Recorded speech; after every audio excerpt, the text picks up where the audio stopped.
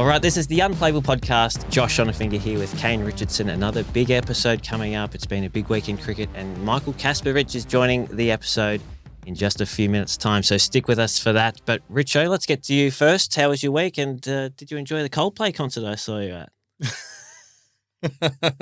Yeah, very good. I've had a good week. A lot's going on in cricket as the last, however long. I'm getting pretty comfy in this chair now. So, good to be back for another show.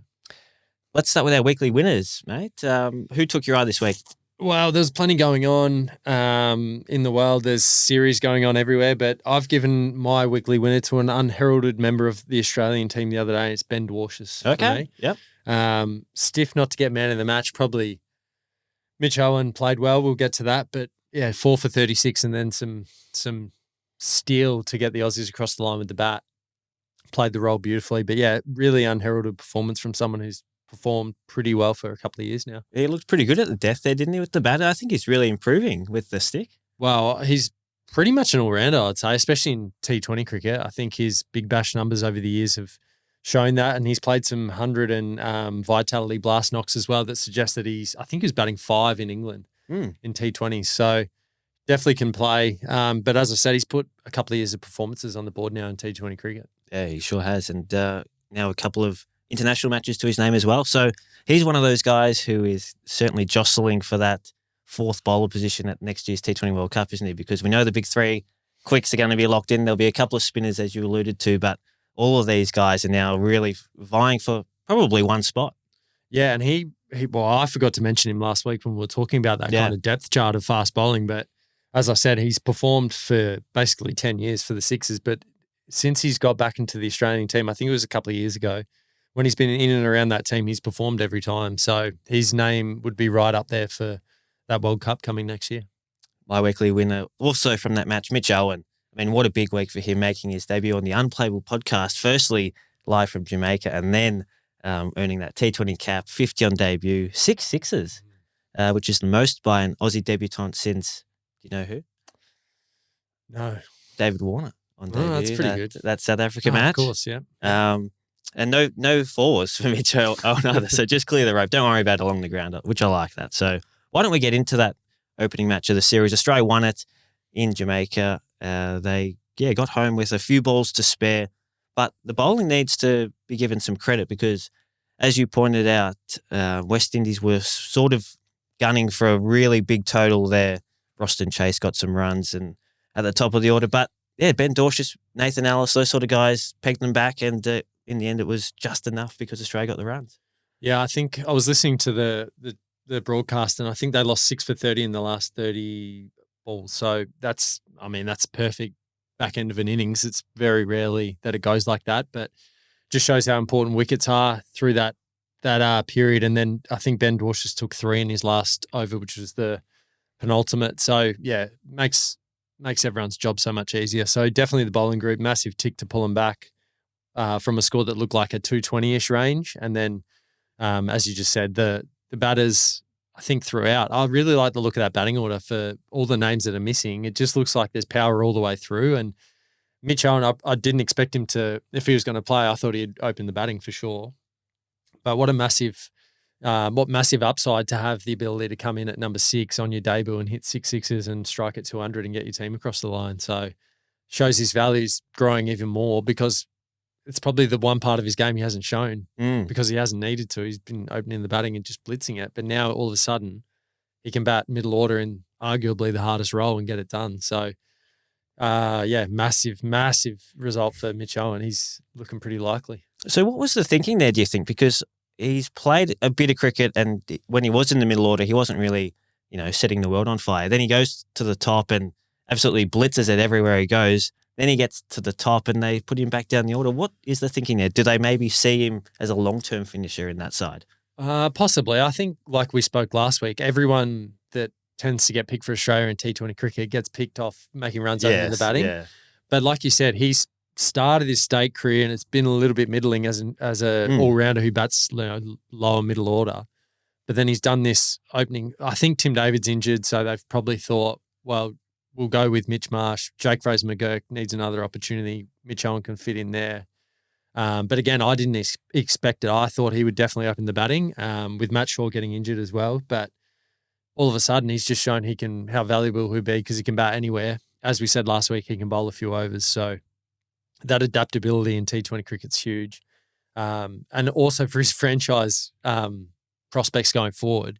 If you can bat, opening the battings, anyone can do it, right? Like it's probably the easiest position. But if you can also bat 6 and strike at 200, we've seen guys like that get paid so much money. And then you can bowl and, he's an athlete, he's young. Like it's a really good package he's building. He's got it all, doesn't he, Mitch Owen? So things going well for him there. Cameron Green, he also needs a mention, 51 off 26. He hit 5 sixes of his own. He has obviously shown a lot in T20s before. He's got that IPL 100 for Mumbai. But in the Aussie side, he's really struggled because he's never been given a specific role, in my opinion. So maybe now number 4, could that be a long-term thing for Green?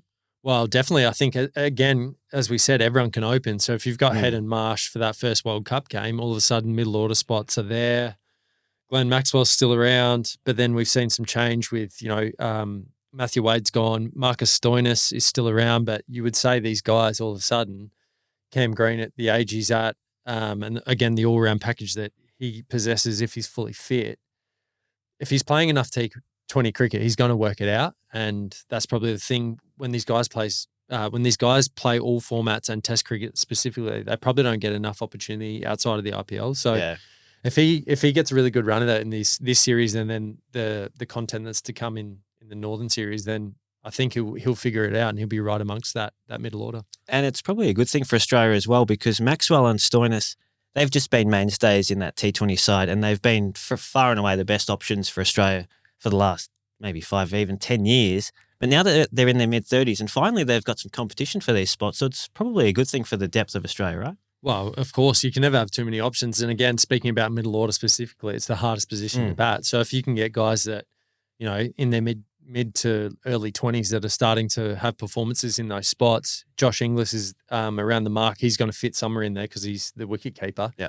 And then you've also got Tim David to come back in who picks himself. He's one of the best in the world at what he does. So all of a sudden, there's probably not enough spots for just those guys, let alone, Marcus Stoinis, as we've just spoken about. So, yeah, great options going forward. As we said, it's a nice time to be an Australian selector.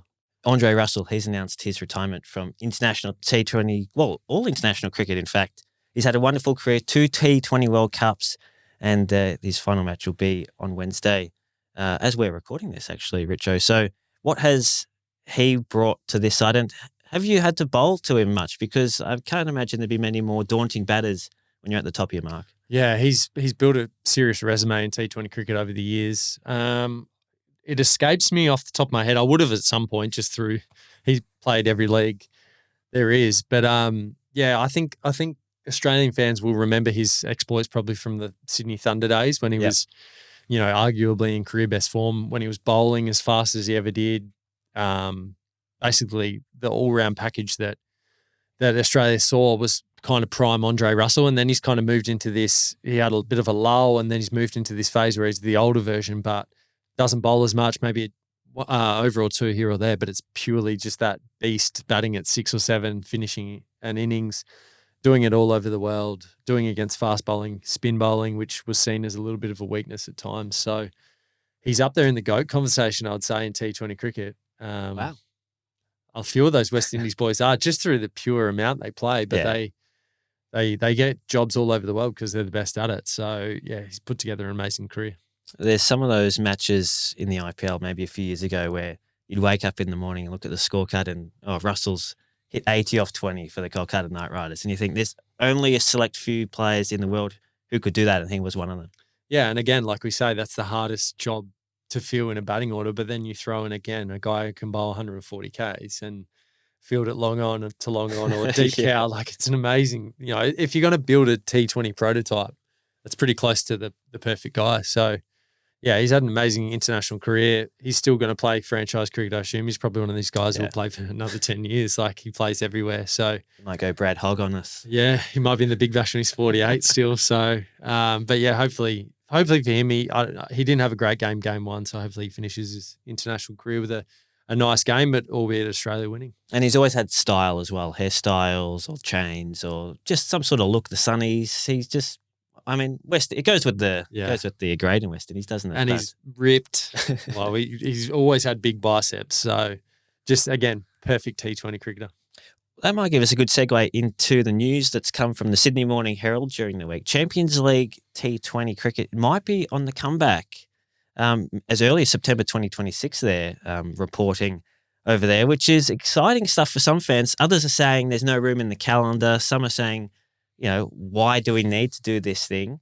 What are your thoughts? You've played in the T20 Champions League. Yeah, it's gone back a bit now. That's probably been 10, maybe longer, 12 years. Yeah, I think so. Yeah. So it's a fair point. Like where do you fit it in? And you're saying September, but I'm sure there's stuff on. I'm sure there's stuff on in September for the next 17 years. It's already booked in. So it'd be great to have it going because I think there's some uniqueness to it that can emulate kind of the football model in Europe, like the Champions League. And when you've got the Sydney Sixers against the Mumbai Indians, it's pretty cool. Like we don't get an opportunity to play those kind of, those teams never get to play each other. And it's always interesting to see who's the best T20, domestic team in the land. But most of the time the IPL teams have the favour there because they get the player, they get first dibs on a player if they've got 3 of their teams in the Champions League. So, but that makes for interesting viewing as well. So, I'd like to see it back, but it's, again, just where do we fit it in? And Australia have had success in the T20 Champions League as well. They won with New South Wales in the first one ever back in about 2008. And then the Sydney Sixers won as well a few years later when they'd switched over to the Big Bash model. Did you play for South Australia during those tournaments or was it Adelaide Strikers? No, it was South Australia still. So the benefit of that, like I think I was an 18, 19-year-old kid. You get an opportunity to go. The first one was South Africa and then the second one's in India. You're playing against an IPL team in your pool. You're playing against the best South African team. All of a sudden it's like, wow, this feels like international cricket. Yeah. And even if you're not playing, just being around that setup for 4 or 5 games as a lead into the domestic season, it was really cool. Like a trip to South Africa as an 18-year-old. It's awesome. So, but yeah, South Australia went. I think they made the semi that year in South Africa. And I reckon the second year we lost. We needed to win. We needed to beat Bangalore at Bangalore to make the semi. We were home and hosed. They needed 6 off the last ball and Dan Christian got hit for 6. Oh, who was that? Lost. He was like a wicket keeper that batted like 9. I was like, we're home. And he bowled the worst slower ball and he got dispatched. And we were head and hands because like it was worth a bit of money. Like was it? To make the semis, you get a bit of cash. And that goes to the players. To the players. And Dan Christian was on $1 million at the time of IPL and he was like, well, boys, next one, it will be right. And it's like, I'm 18. I want that money. So it didn't matter for him, but yeah, still burns. Okay, so maybe redemption arc for Richo and South Australia if they could get back into it somehow. Well, it'd be nice if it was state stuff still because it's probably lost a little bit of that. If there's franchises that are made up all around the globe now. But I've still got the kit, the old Champions League redback stuff. So it was pretty cool looking back on. But yeah, hopefully they bring it back. It'd be cool. And Bangalore, I mean, they were stacked. They had the Gales, De Villiers, maybe, Coley, of course. Maybe even a Mitch Stark was playing. I think Dirk Nannes was playing for him. Like they had, again, like we say, if there's Victoria was in it and RCB, Dirk Nannes, he's going RCB get him because they're in control. Yeah. So there was a few. Dan Vittori was still around then. Maybe Andrew McDonald as well. So that was stacked. So again, it's great opportunity for domestic cricketers. Another opportunity for them to play high level cricket. But there's like that. Guyana Super League or whatever's on now. So Hobart Hurricanes are over there. So these opportunities pop up all the time, but the calendar's probably pretty dense. We probably need some better regulations on the calendar just to make sure. I mean, if the IPL gets its own window, maybe we just give everything its own window going forward. Or it's a bigger conversation we probably need to have on this podcast. Yeah. Australia A, they've been scoring lots of runs. It's been a pretty flat track over in Darwin. Richo, Jake Weatherald and Jason Sanger both got hundreds against Sri Lanka A. And now the question is being asked whether Jake Weatherald should be in the Ashes conversation to open. And why not? I mean, he was the leading run scorer at last year's Sheffield Shield, and now he's got one for Australia A. So is the time right for the Darwin-born Jake Weatherald? Well, it's good timing. Like now everyone's got a name that's at the front of the queue as such. So as we spoke about the last few weeks, you can never have too many guys at the front of the queue playing well. The interesting thing I think about, and he's put together a good 6 months, but what if Sam Constas was given the opportunity to go play this game? Yeah. You know, it looks a pretty flat wicket. I would dare say he would do pretty well as well, you know. So I think you got to keep it in perspective with, you know, he's coming off a really tough series in the West Indies where runs were hard to come by. All of a sudden you got an A series on really flat, you know, conditions in July. So Jake Weatherall's going to do everything right. The challenge for him is going to be between now and that first ball of the Ashes. Can he do more to put pressure on them? And it's up to those guys to keep him away. But I always think the guys that are in the team, you have to give them a bit of leeway to suggest, well, if they were playing in this A series, you would think they're putting together some scores as well. So he's doing everything right though. Yeah, it has been flat. I mean, Sri Lanka declared on 6 for almost 500 on the first 2 days. So tough going for the bowlers. Who would be a bowler, to be honest? In July. You don't need that in July. That makes February and March even more tougher. Zenden Jay, the left-arm spinner, he got 3 wickets in the first innings. A bit of toil there from him. So good signs perhaps for the left-arm stocks as well. And Jason Sangha, we should also touch on him because got that memorable 100 in the Sheffield Shield final. Now one for Australia A. He continues to put credits in the bank, and as a former under-19 captain of Australia, he's always going to be on the radar, but now that he's put some consistent performances together, maybe we're not too far away from seeing him at the next level.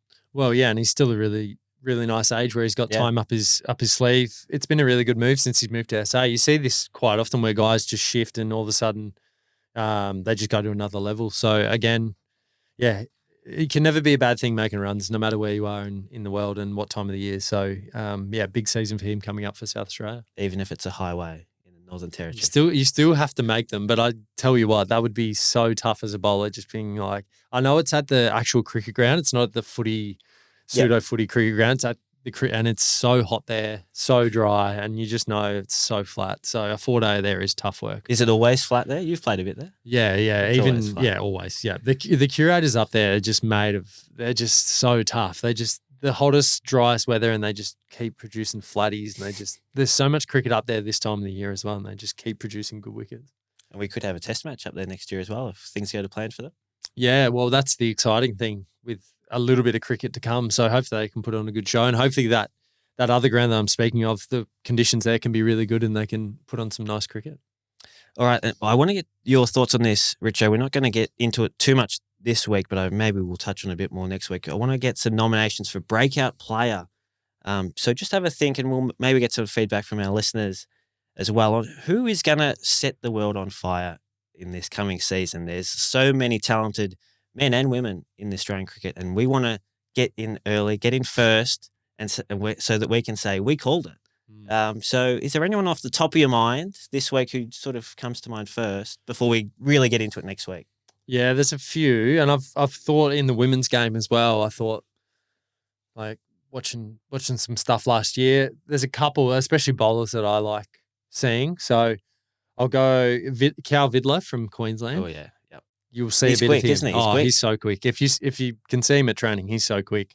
Great kid, really smart. So he's one. Jordan Buckingham from SA. He's played some A stuff, but I reckon he'll have a massive year. And then Marley Beardman from WA. Probably not a massive hot take because I think everyone's got got their eye hopes on for him. him. Yeah. But I think him, and then the other one's Millie Illingworth. Oh yeah. Like the look of the outies with good pace as well. So she's so young. I reckon the more she plays, the better she'll get. She'll play some international cricket at some point. And she's got a bit of fire in the belly as well, which we like to see, don't we? Yeah, a little pocket rocket. Like being a Gades player last year and they were doing so well, I was definitely keeping an eye on them. But I was like, I couldn't believe like how just raw she was. But like so much upskill still to go. So I reckon it's going to be a really good prospect there. Listeners, get in your breakout players to podcasts@cricket.com.au and we'll read out some of the best next week. And we'll delve into that a little bit more because it's one thing that, we want to get on the radar. We want to say the Unplayable Podcast. You haven't got any? I can give you one or two. Give me one or two quickly. Well, I was thinking our SA all-rounder Liam Scott. Yep. Obviously, he's in this Australian A stuff at the minute. So he's not exactly new, but really like the look of him. Yep. And one who's done really well in the Big Bash for a long time is Sophie Day. Really big fan of her left arm spin, and I'm thinking maybe we could see her make the next step this year. So off the top of my head, but I'll give you some more detailed ones next week. Okay, perfect. Like it. All right, we're going to take a quick break here on the Unplayable Podcast, and on the other side of it, we'll have Michael Kasprowicz to talk about the 2005 Ashes series and everything that happened.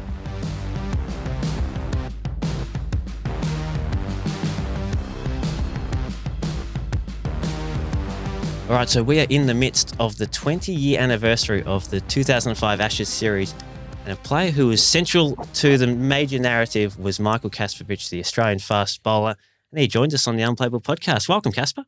Hey, thanks very much, guys. Well, first of all, what comes to mind? I mean, it happens every year for you, I'm sure, but it's now 20 years since possibly the greatest Test series ever played. So do the memories come flooding back for you? Oh, look, they do. Absolutely, they do, and we've got to celebrate it. I've been part of the Australian cricket team, the Australian side. I think it was 13 times in a 10-year period that I was actually dropped. I was actually in the side, then out of the side, found a way back in the team. So I like to think that's sort of a theme that I've sort of had, obviously, through my career, and obviously understanding where you sit, where you fit. And I lived my life, on the side. You're just in, you're just out, but managed to find a way. And of course, being the Ashes, having participated in a couple of those series, Edgbaston 2005 was certainly memorable for so many reasons, and I'm going to share those with you today. Let's talk about Edgbaston because, one of the most memorable Test matches in our time. McGrath trod on the ball before play. Where were you, and what was your immediate reaction to that happening? I was actually marking the bowlers' run-ups, so I was 12 man to help the guys out, saving a little bit of time perhaps. You do some dastardly tricks, I suppose, too, at making it a little fraction shorter or longer. But anyway, with the tape measure, doing all that. So I was getting the boys, just helping them out there. And then over my left shoulder, I just remember glancing and seeing Glenn actually fall over in a big heap, and everyone's laughing. Oh, yeah, get up, mate, get up. And he said, I can't. Shook his head. He's like, I'm stuffed. Wow. And you're thinking, no, get up. And over my right shoulder, the other side of the field, I'm watching England guys. All of a sudden, they're together as well. They've seen what's going on over that side, and you just imagine seeing them, and it was almost like they rose. They almost like, it was an interest of what's going on here. And so straight away, I knew this is not good, obviously, for Glenn. And I knew because Sean Tate was injured and they weren't going to play McGill, that was going to be me. So straight away, it was, as you do, had an early night the night before, but I had Merv Hughes actually come to me. He was there as the selector on duty. He had a tour group over the time. I remember just watching him come across the field and oval. He went and had a chat, and he came over and just said, look, Kaspa, look, obviously what's happening. Congratulations. And I said, thank you very much. Once again, I love the opportunity, so thank you. Can I ask, so during the series, I think back, I was a 14-year-old kid watching this, or I wasn't watching, I was actually listening on radio because we didn't have the Foxtel subscription. But did you understand, even you talk about being on the periphery and 12th man, did you understand the magnitude of the series and the moments, what was playing out on field, and just be like, this feels like one of the greatest Test series of all time? Or was it just another Ashes, another Test series, for you? No, not at all. I think that every time you're selected, I think that's for me personally, because as I mentioned, you're sort of, you're in, you're out, you're, being rotated. This is before bowling workloads ever existed. But this was the part where, for me, it was the chance, and I've never lived with any regret. And I made sure that every single time I was in that dressing room, I was going to leave with that being the greatest experience of my life. And being real positive, I suppose that sort of helped me out as well. So instead of blaming selectors or things like that when they don't go your way, I was just going to love it. And so, again, coming into the team for that Ashes series, having been out of the side, I was sort of, I was going to love it. It was. There's a couple of things out of that whole series was quite incredible because, as I mentioned, being in and out of the Australian side a lot, seeing players change, seeing them develop, seeing new players or people changing, the whole environment, if you like, call it culture. But it was the first time in that 10-year period where the word luck was being used in the dressing room. the word luck was being used in the Australian dressing room, which had never happened before. And the reason why it hadn't been is because at the end of the day, the only team that talks about luck is always a loser, because they're talking about being unlucky. The loser talks about unlucky. The winning team doesn't deal in luck. You don't need to, because you're confident you find a way, which the Australian team done so many times. And that's what was so different about that. Maybe even a bit like your own kids. If you've been away for a week, especially when they're young, if you're around them every day, you don't understand any change. But if all of a sudden you go away for a week and then you come back, bang, you can always see, that something's new, something's changed, something's developed. And I had this extraordinary perspective and unique view, I suppose, through my lens, that not many players ever got to see the Australian team like I did. Yeah, that's good perspective. And so I guess from your point of view then, if that's your mentality, when Ricky won the toss and chose to bowl, you're probably pretty happy with that decision. You get straight into the game, right? Well, yeah, absolutely. And the other reason why, in the background, there was a mini cyclone ripped through Birmingham a couple of days earlier, flooded parts of the city and all that. Now, having played 5 years of county cricket and seen lots of it over the years, Birmingham, the home of Warwickshire County Cricket Club, the wicket always did a bit.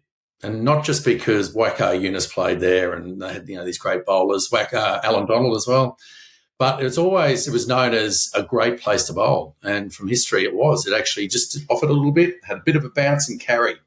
And so if all of a sudden you've had flooding through a mini cyclone ripped through town, you'd imagine there's a bit of moisture, around the place, or going to be good. Now, whilst there wasn't necessarily thick green grass on the wicket, the surface itself, and as I said, Edgbaston always had some carry. In theory, it was the right decision, but, when they score 400 runs in the first day, perhaps it comes across as though it wasn't. It ended up being one of the great test matches of all time, and you were pivotal in that moment towards the end. Can you take us into that stand with Brett Lee and your mindset? When did you start to think you're a chance? And then we all know what happened, but I don't know, maybe some insights into your point of view from that. He was batting with Brett Lee. Shane Warne and Brett Lee on the last day. I think that we need about 90-odd runs. And so, there was a big crowd turned up too in the morning, to see England win this test match, and there was going to be a foregone conclusion. Obviously, all the touring parties, like Merv's group and the Fanatics and all the others all turned up. Luke Sparrow, and he's waving the flag. Guys were there too, of course. But I think when Warnie, I think he was out hit wicket, he stepped on his stumps. It left me going to the crease. I think it was 62 runs is what we required, Brett and myself. And I just remember walking out and the crowd were going nuts. The energy, obviously they're just on bang, we're right into it. We've got number 11 coming out, just ripped through him and this will be easy. I just remember going out to Brett and I remember saying to him, I said, mate, he said, how you going? Everyone's pumped. And I said, mate, why don't we just have fun? Why don't we just have fun here? And in theory, as a former fast bowler, you know how it works. You get a tail ender coming out. Generally, there's one or two deliveries. It's either nose or at the toes. And so you knew that's where it was going to be, short back lift. We'll see how we go. And at the end of the day, let's have fun. Let's, just get through it this way. And it was interesting the way that happened because all of a sudden, bang, we'd get 10 runs and then 20 and just accumulate. We were scoring almost, I reckon, 4 runs and over. A few at leg buys, a few other bits and pieces, obviously good shots thrown in there as well. But we just found a way. And what was incredible with that noise, I mentioned the crowd going nuts the whole time. I'm pretty sure it was Andy Flintoff bowled a ball he was looking for a Yorker to Binger, to Brett, down the leg side, hit the foot marks and went for 4 buys down the leg side. And it went from 13 runs to 9. single-digit figures, 9 runs. And I reckon in that moment is incredible because all of a sudden the crowd, this just din of noise, just went bang, just went quiet. And I reckon it was at that point that maybe the English players, I'm not saying shit their pants, but thought, actually, we're in trouble here. Because all of a sudden it was like, this is getting way too close for us. And then you could feel that anyway, the way they were bowling, even in the field and, the energy they were showing or lacking. So what was interesting with that one, like I said, the crowd went really quiet. But it was at that point, I reckon, where all of a sudden the next over or two, it only lasted a couple of more overs, that Harmison's over started to come in and bowl, guess where? Shorter length, just outside off stump, which is kind of the ideal place to bowl to a tail ender, a lower order batsman. So anyway, that's where they were. That's where it was. And describing the situation, Steve Harmison I was facing, I think that over, he bowled a ball sort of relatively full. Brett's done this cover drive. It's absolutely he smoked it to deep, forward point. And off the bat, I think all the Australian crowd there, having spoken to a few people that were there, just said they were out of their chairs, they were cheering, and then realised it went directly straight to Kevin Peterson on the fence, deep forward point. 1 run. So then all of a sudden I'm on strike, and I remember just, I think there's a couple of balls, behind it, length, leave one out there outside. But the ball that actually I got out on, I think it was leaving us 2 runs short of chasing down that total, was it didn't feel like it was as short as it was. Because, not generally a short ball, bang, you watch it, you get underneath it, you move out of the way. But this thing, it didn't feel as short and just appeared all of a sudden here. Just appeared there.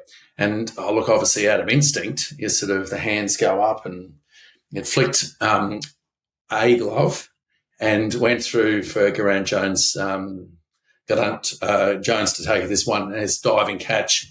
I think he successfully dropped a couple before it, but he managed to get hold of that one. But the funny thing about that was I was in India years later and I had this guy, I remember Imperial Hotel in New Delhi, comes to me, and I won't try the accent, but the guy says to me, he says, "Oh, Michael Kasprowicz, it's wonderful to meet you." He said, "Thank you." I said, "Oh, what? You're welcome. What for?" He said, "For single-handedly saving Test cricket." And I said to him at the time, I said, "Oh, look, mate, thank you, but why do you say that?" And he said, "Well, Australia were 1-0 in the series after Lords.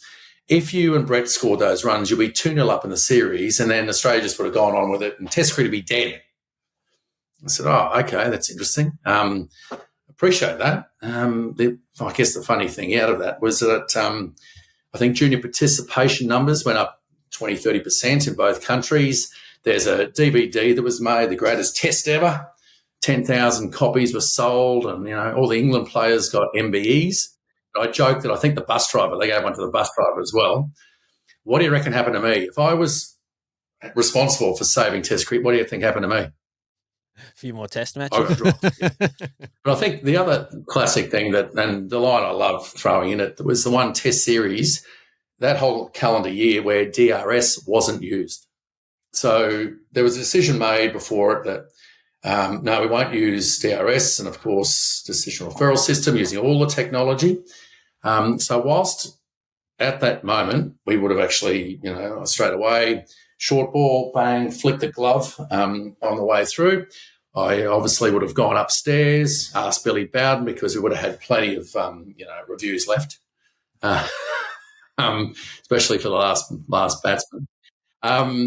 Anyway, I've joked that it would have been the right result, because hotspot and the heat, would have picked up that it actually flicked my right-hand glove, and the right hand was off the bat at the time.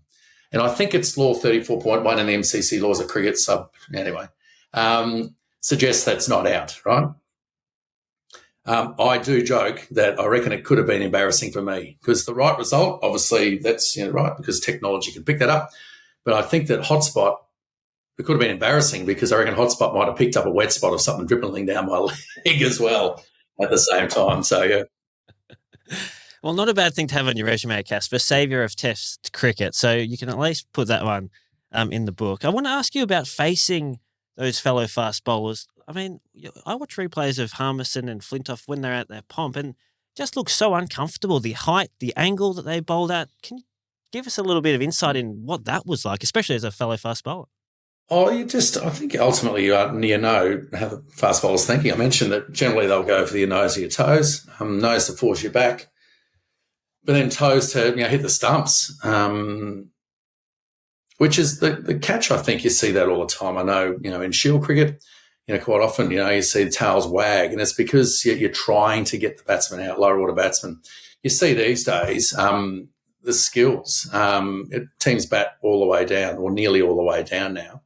And I think the key really is just to get it in that good area. And the reason why you bat lower in the order is you don't have the skills. And when I say skills, I mean patience. Like your top order, to let balls go, let the bowler come to you, get two straight, and you just start scoring. And certainly range of shots as well. So looking not only them, but, going out and facing Shoaib Akhtar, Wasim Akram, Curly Ambrose, all those other guys, you just know if you watch the ball, keep your eyes on the ball, somehow you'll get out of the way of it. So I can't sort of say that you're sort of necessarily, you're not shitting yourself, but you're obviously nervous, but you've got to be really clear in the way that you do it. So, yeah. Don't you reckon, Kane? I think that's because of the theory anyway. I didn't face Freddie Flintoff bowling 155 k's an hour, so I can't comment. You're on your own there. Coming out of it, though, you say you got dropped after that, but then you also found your way back in, in South Africa. I think it was a year later. How was it, though, coming out of that series? It was a late English summer, I think, for an Ashes. It was into September, and then obviously you come out and play a domestic season probably not long after. Must have been so tough emotionally to come out of that series, the highs and the lows and the disappointments, to then, right, I'm on to my next job. Just can you talk us through that? And then again, finding your way back into the Australian team a year later. Yeah. Well, I managed to sort of, you use the word resilience, and not as a cliche necessarily, but it's just something that you learn to do. And I say learn because you have to. It's the same with injuries. All of a sudden you get injured. It's like you sit down, kick cans and go, no. But all of a sudden you just go, well, if I want to get back there, that this is the hard yards. This is the shit factor of my job, is to actually, because every job is a shit factor, is that, and people don't understand. People can't see it for a start. They don't understand it, and most people couldn't give the shit themselves. What it is for you. But I think for a player, for a professional cricketer, your performance is so visual, and everyone's got an opinion about you as a player, and which extends into you as a person. And I think that's one of the big challenges for all sports people, is you're living life, I guess, feeling like there's living life through someone else's interpretation of who you are, or their opinion about you. And I think even a life lesson through sport, taking that into obviously life afterwards and professional careers or doing whatever afterwards, you just understand that there's an opinion about, Michael Kasprowicz, or, Kane Richardson about, as a player, this is how he is, I don't like him because he plays for Queensland. And I just think that's what your challenge is. And so when you are dropped or you're out of the team, like your injury, you just, you got a choice. And I think for me personally, and having played, I think it's 19 seasons for Queensland, I was able to sort of do that over a long period of time. And I think just to believe in what you're doing, obviously your preparation, and all those other cliches that you throw behind it. But I think ultimately the lesson I learned, one of the big ones, is that I call it possession. First of all was perception about you and understanding how that works and opinion. But the other one is possession, meaning I'm in charge. I'm the owner of my journey. The ownership of my journey is up to me. And so he can't rely on a selector. He can't rely on anything else about how I go, what I do. And maybe even cricket, for that, is a great example of how it's got all these influences on your performance as a cricketer that you have no control over. Example, the weather. All of a sudden, the weather might do something to the pitch conditions, all that. Number two, the pitch, the wicket we're actually playing on can, get a jaffer and can do all that. Or an umpire can actually give you out when it might not necessarily have been out by the letter of the law. But all these influences that you have no control over. So it's pointless actually worrying about it, concerning it. The only thing that you can control is actually, is is your performance, your head, getting that right as well, so that you can actually go there and obviously not just beat your best, but execute your best. After such a one-sided first test match at Lord's, what was the moment that you and the Australian team knew that this England team was up for the fight? Was it that moment when they all raised themselves after the McGrath injury, or was it after the dust had settled on Edgbaston? What was the moment that you knew these guys are actually a good team here? Yeah, I think you knew they were a good team right from the start. What I suppose we didn't know, and what you are, like any competition, that they were going to play out their skin. And when I say out their skin, when you have performances like Flintoff, and he's never done that again. He did little bits and pieces, but the whole series through, the way that they sort of gelled, and I guess, as I mentioned before, the reason why the word luck was used in the Australian dressing room was because we felt unlucky. We weren't playing the best that we could.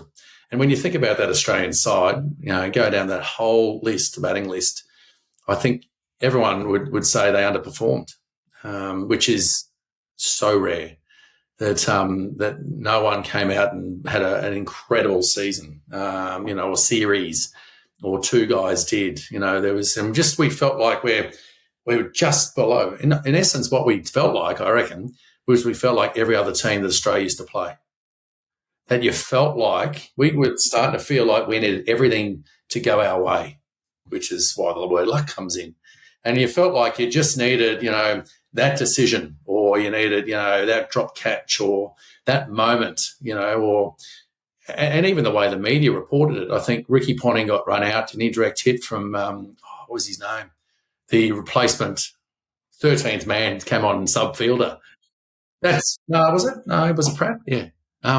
Anyway, but little moments like that all of a sudden had such an impact, or you felt like, bang, how unlucky were we?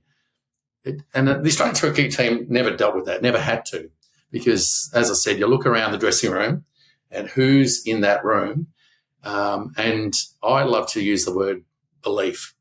That's the difference between your great teams and what I always say, just your good teams or even your ordinary teams, is the thing that exists in your great teams is this thing called belief. Now, that's the word I use. Now, you can't measure it, you can't see it, but shit, you can feel it. And when you're sitting in a dressing room, doesn't matter what situation you're in, that there's a belief that we'll find a way. And that always existed in that Australian side, other than that series. However, it's still part of that team. It wasn't as though we turned it in and threw the towel in.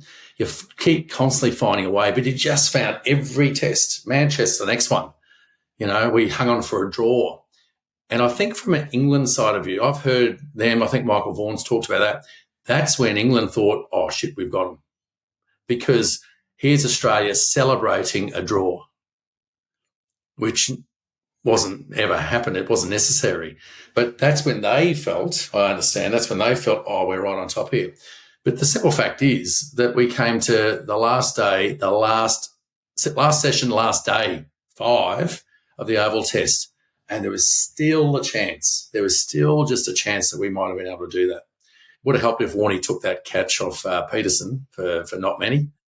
But that's, like I said, that's what winning's all about, those moments. I wanted to ask about Warne because he obviously had one of the all-time series, 40 wickets in 5 tests. When you're a teammate of someone like that, it must give you so much belief. And what was it like to be a teammate of the great Warne?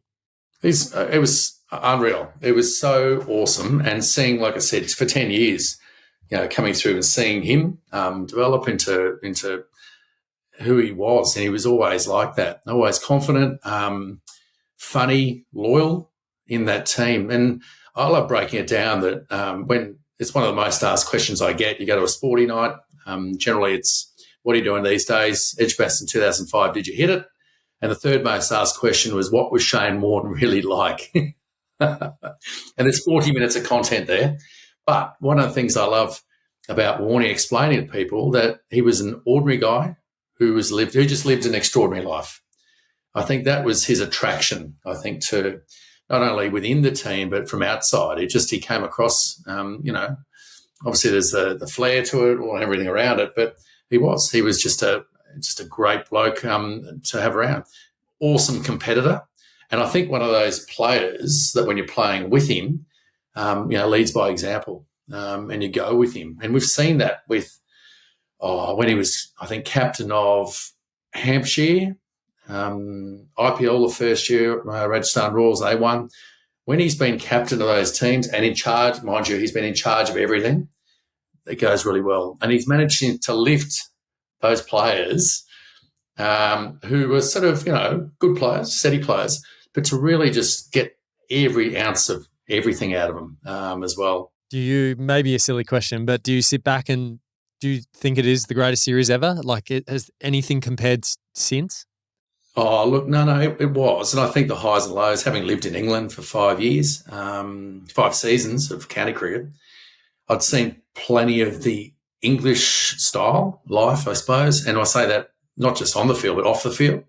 And the other thing, too, about that series, it was the first time the English crowds, were actually cheering like an English football or soccer team. And when I say that, because normally the gentry around cricket, it's very, the anoraks, as they'd call them, sitting there with their thermos and watching it's nice and quiet. They just, bravo, it's applaud good cricket.